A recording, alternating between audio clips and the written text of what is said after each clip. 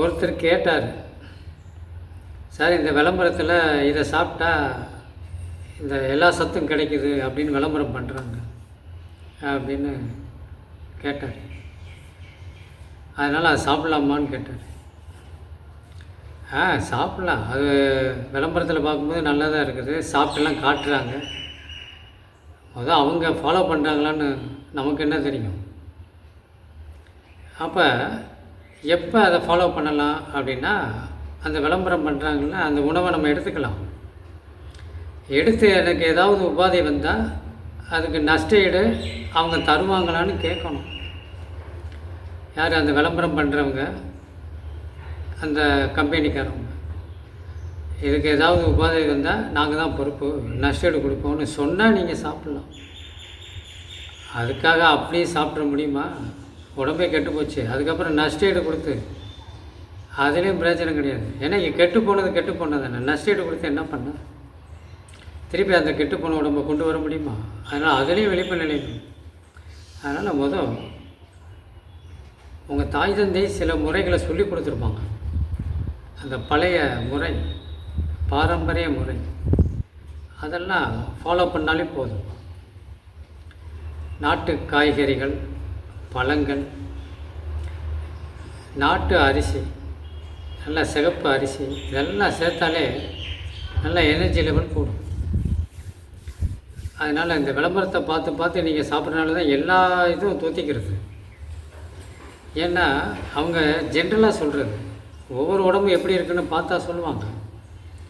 உங்கள் உடம்பு தன்மை வேறு, என் உடம்பு தன்மை வேறு, நமக்கு இது பொறுத்துதான், பார்த்து சாப்பிடுங்க. இதில் விழிப்பு நிலை வேணும்.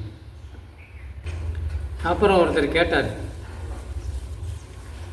சார் இந்த மூலிகை ஹெர்பல் இல்லை செஞ்சது, அதாவது உரம் போடாமல் இயற்கையாகவே வளர்த்து விற்கிறாங்க, அதெல்லாம் வாங்கலாமான்னு சொல்லுவாங்க, கேட்பாங்க.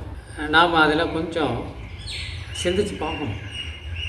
இப்போ ஒருத்தர் கேட்குறாரு, சார் இது இந்த ஆம்பலான்னு ஒன்று விற்கிறாங்க, இந்த ஜூஸ், அது சாப்பிட்டா நல்லது அப்படி சொல்கிறாங்க. ஏன்னா அந்த ஜூஸ் குடித்தா நமக்கு ரத்தம் நல்லா இருக்குது, மூளை நல்லா வேலை செய்யும் அப்படின்னு சொல்கிறாங்க, வாங்கி குடிக்கலாமா அப்படின்னு நாம் கொஞ்சம் யோசிக்கணும்.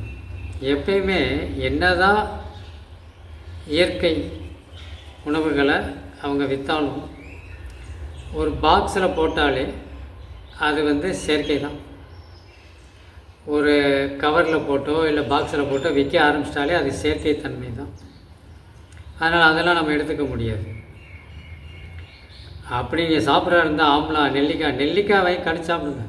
இது எதுக்கு போட்டு நெல்லிக்காயை பாட்டில் போட்டு ஊற வச்சு விற்கிறாங்க, அதை சாப்பிட்டா நல்லா இருக்குமா? அந்த கேள்விக்கே வரக்கூடாது. ஏன்னா அது பாட்டில் போட்டாலே அது அவ்வளோதான், அந்நேச்சர் தான். அது நெல்லிக்காய் வாங்கி சாப்பிடுங்க, அதுதான், இதில் மாற்றுக்கிறதே கிடையாது. நேச்சர் அதுதான். நமக்கு நெல்லிக்காய் வேணுமா, அதில் உள்ள சத்து, நெல்லிக்காய் வாங்கி சாப்பிட்ருங்க. அதனால் இந்த பேக்கெட்டில் வைக்கிறது, பாட்டிலில் வைக்கிறது அதெல்லாம் வேண்டாம். அது அந்நேச்சர் தான். என்ன தான் அவங்க இயற்கை மருத்துவம், இயற்கை குணங்கள் கொண்ட இந்த உணவு அப்படின்னு என்ன சொன்னாலும் அடைச்சாச்சு இல்லை, அப்போ அது அந்நேச்சர் தான். அதில் விழிப்பு நிலை வேண்டும். அதான் நிறையா பேர் கேட்பாங்க, நான் இன்றைக்கி ஜூஸ் குடிச்சிக்கலாமா, பழச்சாறு குடிக்கலாமான்னு கேட்பாங்க.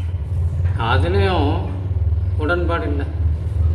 என்ன தான் இருந்தாலும் ஜூஸுன்னு வெளியில் கடையில் வாங்கி குடித்தாலும் அது வெறும் பியூர் ஜூஸாக தர்றாங்க.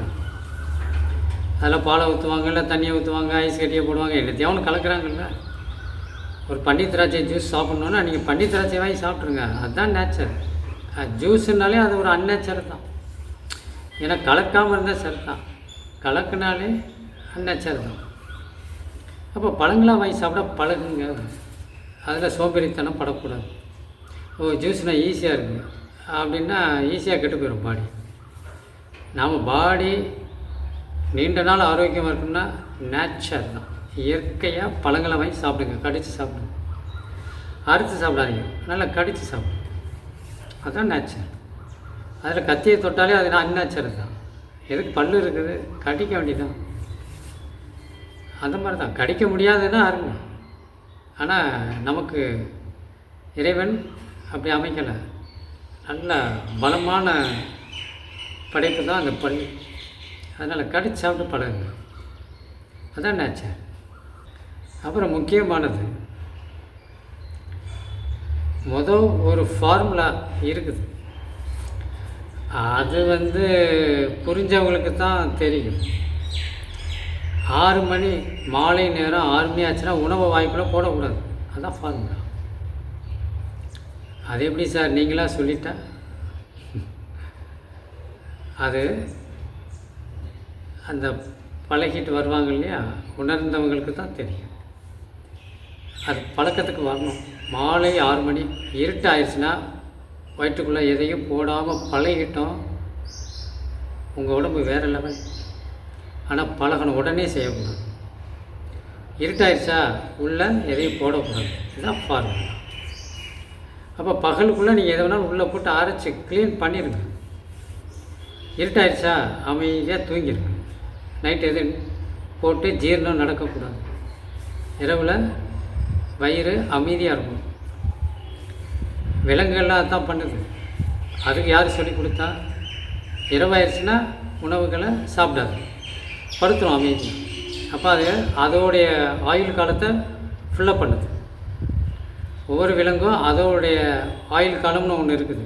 அதை நிறைவாக பூர்த்தி செய்யுது. மனுஷன் மட்டும்தான் இரவு 11 மணி 12 மணி கண்டதெல்லாம் உள்ள தள்ளி கெடுத்து குட்டிச்சவரை ஆக்கி 12 மணிக்கெலாம் ஜீரணம் நடந்தால் என்ன ஆகும்? பித்தம் தலைக்கு ஏறும் காலையில். அப்போ சாப்பிட்றது தள்ளி போட்டு அது ஹெவியான உணவை சாப்பிட்டு ஜீரண சக்தியவே இழந்துடும். இரவு ஓய்வெடுப்பதற்காகத்தான் இரவு. அங்கே போய் ஜீரணம் நடைபெறக்கூடாது. அப்போ 6 மணி ஆச்சுன்னா முடிஞ்ச அளவுக்கு குறைக்க பாருங்கள், அப்புறம் நிறுத்த பாருங்கள். அப்புறம் உங்கள் உடம்பே வேறு. நோயின்றதே நமக்கு கேள்விக்குறி மாதிரி ஆகிடும்.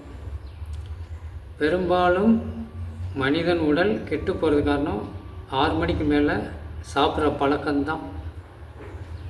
அதெல்லாம் எனக்கு நல்லா தான் சார் இருக்குது சொல்லுவாங்க. யார் சொல்லுவா? இந்த 20 வயசு 30 வயசு அந்த இளம் பருவம் அது சொல்லும். ஆனால் அதுவும் 40 வந்தால் தான் மாட்டிக்கிறோம்.